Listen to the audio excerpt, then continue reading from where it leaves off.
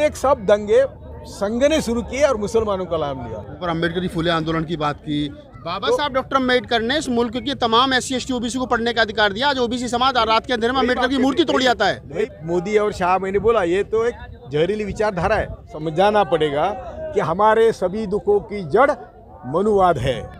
मनुवादियों ने मनीवादियों को साथ लिया, मीडिया साथ लिया और रात दिन हमारा भेजा सड़ाने का काम वो कर रहे हैं। जलाया था, छत्रपति शिवाजी महाराज को मारा, संभाजी महाराज को मारा, कबीर को मारा, संत रोहिदास को मारा, गौतम बुद्ध को मारा। खबरें तो आप बहुत देखते होंगे, लेकिन खबरों को गहराई से जानने के लिए हमारे चैनल को लाइक एंड सब्सक्राइब करें और बेल आइकन को दबाएं। नमस्कार दोस्तों, मैं राहुल नागपाल और आप देख रहे हैं सोशल मीडिया। हम लोग हैं गाजीपुर बॉर्डर पर और गाजीपुर बॉर्डर पर जैसा कि आपको विदित है कि यहाँ किसान आंदोलन चल रहा है। किसान आंदोलन को 4 महीने से ज़्यादा का समय हो गया। किसान अपनी मांगों को लेकर के बॉर्डरों पर लगातार पिछले 4 महीनों से आंदोलन कर रहे हैं और सरकार है कि पिछले 2 महीने से कोई भी बातचीत के लिए उनकी तरफ से अभी तक ऑफर नहीं है। आज इसी सिलसिले में हमारे साथ हैं जस्टिस पाटिल, जो मुंबई हाई कोर्ट है, मुंबई हाई कोर्ट के पूर्व जज हैं। उनसे बातचीत करते हैं। देश में जो वर्तमान हालात बने हुए हैं उन पर उनकी एक जज होने के नाते क्या सोच है। सर, वर्तमान हालात मुल्क के, आप जज हैं, कैसा लगता है, देश किधर जा रहा है? आप सबको, अरे हम सबने समझना चाहिए कि मोदी शाह एक व्यक्ति नहीं है, भागवत व्यक्ति नहीं है। ये मनुवादी जहरीली सोच है, संघी सोच है, ब्राह्मणवादी सोच है जी। और उनका एजेंडा है कि वो देश के मालिक है। आप तिलक पढ़ेंगे, सावरकर पढ़ेंगे, गोलवलकर पढ़ेंगे तो आपको मालूम होगा कि उनका एजेंडा है कि वो देश के मालिक है, बाकी सब लोग हम दोज उनके रोटी का अधिकारी है और उनके गुलाम है। तो इसी तरह 7 साल का कारोबार आप देखेंगे तो पब्लिक सेक्टर बेचा, जो हमारी संपत्ति थी जी, जो हमारी कुदरती संपत्ति है, कोयला है, गोल्ड है, जो भी है, मिट्टी मोल भाव से बेच रहे हैं। पानी है, सौर ऊर्जा है, नदी है, सब बेच रहे हैं। तो ये क्यों बेच रहे हैं? तो हम सबको भिखारी बनाना है। हमारी सब नौकरियां चली गई, पब्लिक सेक्टर में नौकरी चली गई, सरकारी नौकरियां खाली है तो भी भरते नहीं, और आरक्षण देने की बात करते हैं। तो एक तरफ से वो आरक्षण निकाला। हमारा शिक्षा प्रणाली है, वो शिक्षा प्रणाली भी फिर मनुवाद ला रही है। और आप नए शिक्षा प्रणाली की बात करेंगे तो एक ही लफ्ज में कहता हूँ कि फिर से मनुवाद लाया है उसमें। दूसरी बात ऐसी है कि प्राइवेटाइजेशन किया शिक्षा का। हम लोग जो पढ़े वो सरकारी स्कूलों में पढ़े, अभी प्राइवेटाइजेशन के तहत हम नहीं पढ़ सकते। तो ये प्राइवेटाइजेशन करके हमारे दरवाजे बंद कर दिए। आप सबको मालूम है क्या कि यहाँ देश में ब्राह्मण पुरुष छोड़ के सबको शिक्षा लेने की बंदी थी बंदी थी। वो फुले शाह अम्बेडकर, पेरियार, इन्होंने काम किया। आपके इधर कोई लोगों ने काम किया होगा। तो ये काम के तहत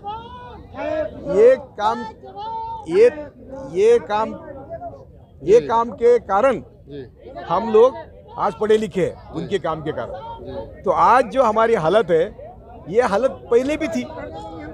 हम कभी जमीन के मालिक नहीं थे। ये बामन बनिया सब जमीन के मालिक थे।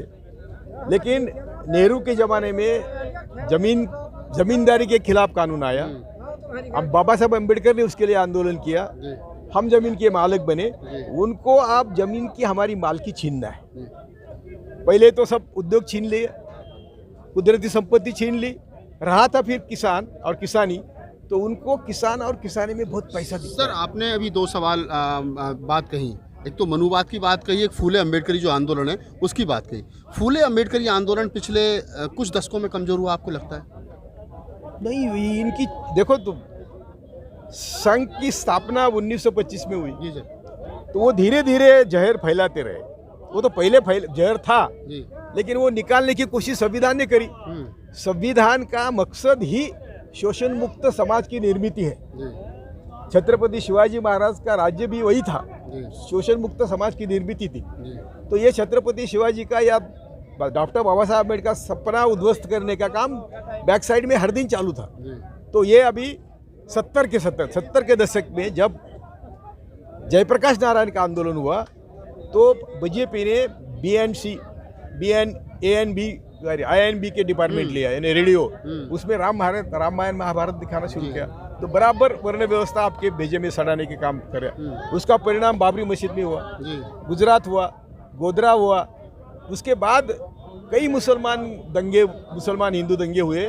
सभी दंगे, मैं आपके चोटी के डंके पे साथ कहता हूँ कि बहुतेक सब दंगे संघ ने शुरू किए और मुसलमानों का नाम लिया। सभी बॉम्ब स्फोट संघ के लोगों ने करे और मुसलमानों का नाम लिया, और ये मुसलमानों के प्रति हमेशा घृणा फैला करने का काम।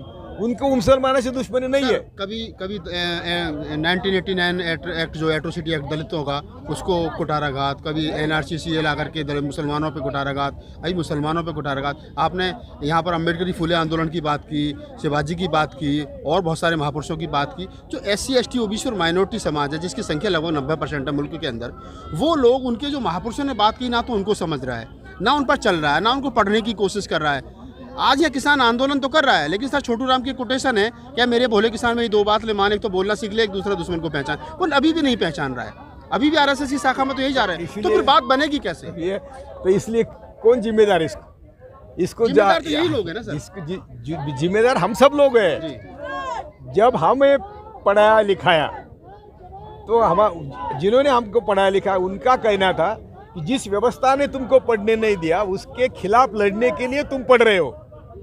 हम उसके खिलाफ लड़े क्या? ना हमारे नेता लड़े, ना हम लड़े। बाबा साहब डॉक्टर अम्बेडकर ने इस मुल्क के तमाम SC ST OBC को पढ़ने का अधिकार दिया। आज OBC समाज रात के अंधेरे में अम्बेडकर की मूर्ति तोड़ जाता है। वही बात है ना, तो पढ़ने का जब अधिकार दिया तो पढ़ना क्या था? तो जिस व्यवस्था ने हमें पढ़ने नहीं दिया, उसके खिलाफ लड़ने के लिए पढ़ना था। हम उस व्यवस्था को सर पर लेके बैठे, और उसमें हमारे सब बहुजनों के हरामी स्वार्थी नेता जिम्मेदार है। जो मोदी के साथ जाके बैठते हैं, वो सबसे हरामी है, स्वार्थी है, देशद्रोही है।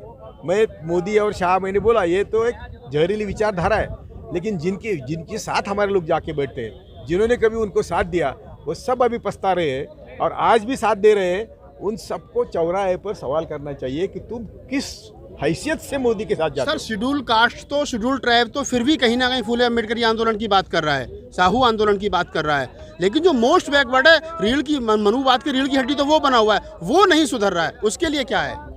वही प्रबोधन के शुद्ध सुधर चारा नहीं है। हमें घर घर जाके, भाई वहाँ भी बोला, घर घर जाके हमें लोगों को समझाना पड़ेगा कि हमारे सभी दुखों की जड़ मनुवाद है।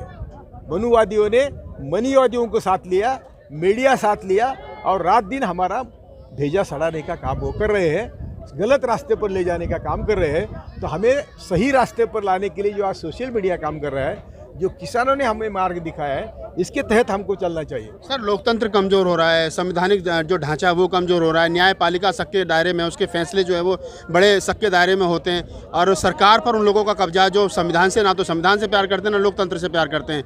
हर चीज़ उनके सारे पर चल रही है। पिछले फैसले देख लो, तमाम फैसले उन्होंने अपने सारे पर करवाएं। ऐसे में उम्मीद की किरण बस्ती कहाँ है? उम्मीद को शॉर्टकट नहीं है, लेकिन हम 100% यशस्वी होंगे। यदि हम सब लोगों ने किसान आंदोलन को साथ दिया तो भी हम यशस्वी होंगे। आज उम्मीद पैदा हुई है, किसान आंदोलन के बाद उम्मीद पैदा हुई है, हम यशस्वी जरूर होंगे, लेकिन हमें हमारा ये मैसेज घर घर देना चाहिए कि हमारा। आपने कहा कि मैसेज घर घर देना चाहिए। राकेश टिकैत ने एक स्टेटमेंट दी थी कि हम कोई कृष्ण जी के विरोधी थोड़ा ही हैं। अरे ब्राह्मण भी आकर के यहाँ पर वो लगा देते, पंडाल लगा देते, लंगर लगा देते। अगर ये सरदार नहीं होते तो हम तो भूखे मर जाते। तो इन ब्राह्मणों से भी हिसाब लिया जाएगा। तो सारे देश का मनुवाद उनके खिलाफ हो गया, और उनकी जाति के लोग ही उनका पुतला फूक रहे थे। ब्राह्मणों ने पिंडदान कर दिया सर राकेश टिकैत का। फूकने दो तो भी राकेश टिकैत बाहर आए ना, उससे बाहर आए ना। तो आना ही एक दिन अंबेडकर का पुतला जलाया था, छत्रपति शिवाजी महाराज को मारा, संभाजी महाराज को मारा, कबीर को मारा, संत रोहिदास को मारा, गौतम बुद्ध को मारा। जो बनीवाद के खिलाफ जिन्होंने काम किया, सबका नेचुरल डेथ हुआ नहीं, ये मारे गए। तो भी हम उनके बदौलत हम जिंदे हैं ना। यदि वो काम नहीं करते तो हम क्या करते? तो हम भी एक दिन मरेंगे।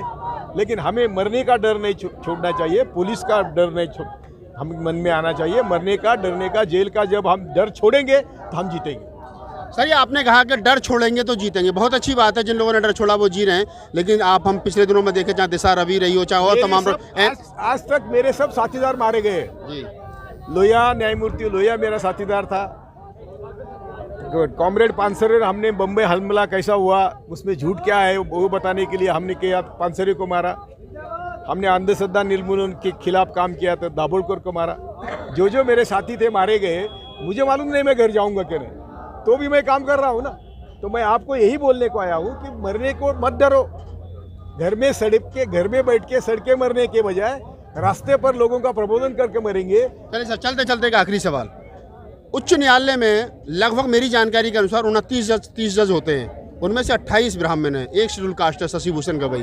28 जज एक ही जाति के, ब्राह्मण जाति के, बाकी जाति न्याय की उम्मीद बचती कहाँ है? जबकि अंग्रेजों ने अपने समय पे कहा कि ब्राह्मण कभी भी न्यायप्रिय नहीं हो सकता।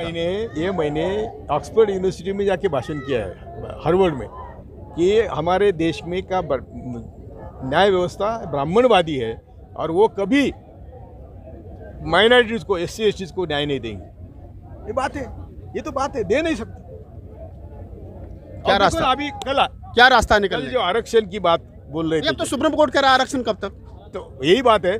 तो ये लोग सामाजिक दृष्टया अनपढ़ है, इनको मालूम नहीं कि एक ही तबका जो आर्यभट्ट पर ब्राह्मणों को हजारों साल 100% आरक्षण था, तो उनके बारे में क्यों नहीं बोलते? तुमको 1000 साल आरक्षण था, 2000 साल तुमको आरक्षण था, तो अभी इनको आरक्षण पूछने का सवाल क्या है इनको? बराबर है। तो यही तो हमारा काम है। किसान आंदोलन का भविष्य क्या देखते हो चलते चलते? नहीं, मैं ये बोल रहा हूँ, मैं आपके माध्यम से फिर से सभी किसान नेताओं को विनती करता हूँ कि किसी भी हालत में, सब देश आपके साथ है, आपको दिखता नहीं होगा, लेकिन आपने आपस में जो वैचारिक मतभेद है वो छोड़ो, और आप डट से जितने खड़े रहेंगे तब देश का परिवर्तन हो सकता है, तो ही मनवाद खत्म हो सकता है, तो ही संघी जहरीली विचार को धक्का पड़ सकता है। मोदी शाह व्यक्ति है, व्यक्ति नहीं है, वो जहरीला विचार है। सरकार को मालूम है एक बड़ा डेंट लग सकता है सरकार को इस आंदोलन से, उसके बावजूद सरकार पीछे हटने को तैयार नहीं। क्या दबाव? सरकार ने मन में मालूम है क्या होगा वो, लेकिन वो कोशिश कर रहे हैं। 40 संगठन है, 20 इधर करो, 10 इधर करो, 5 इधर तोड़ने की कोशिश कर रहे हैं। तो ढूंढने की कोशिश कर रहा है। आज तक वो यशस्वी हुए सब जगह, तो ये भी कर रहे हैं। अभी राज्यसभा में उनकी मेजोरिटी नहीं, तो वो राज्यसभा के MP खरीदते हैं ना, वो वोटिंग तो होता है ना उनको। तो ये इनकी एक कोशिश है, हम लोगों ने समझनी चाहिए कि किसी हालत में ये सभी किसान संगठन, और कि यदि कोई किसान नेता बोलता है कि आंदोलन वापस लेना है, तो किसानों ने उसको डट से कहना चाहिए कि नहीं, हम यहाँ मरेंगे, घर के जाके भी मरना है तो यहाँ मरेंगे। चलिए, तो दोस्तों आप थे जस्टिस पाटिल, जैसा मैंने स्टार्टिंग में बताया मुंबई हाई कोर्ट के पूर्व सीनियर जज हैं, और जज आप समझ सकते हैं न्यायमूर्ति जो जिसके कंधों पर पूरी जिम्मेदारी होती है लोकतंत्र को, संविधान को के दायरे में रह करके वो किस प्रकार से आपको न्याय देते हैं।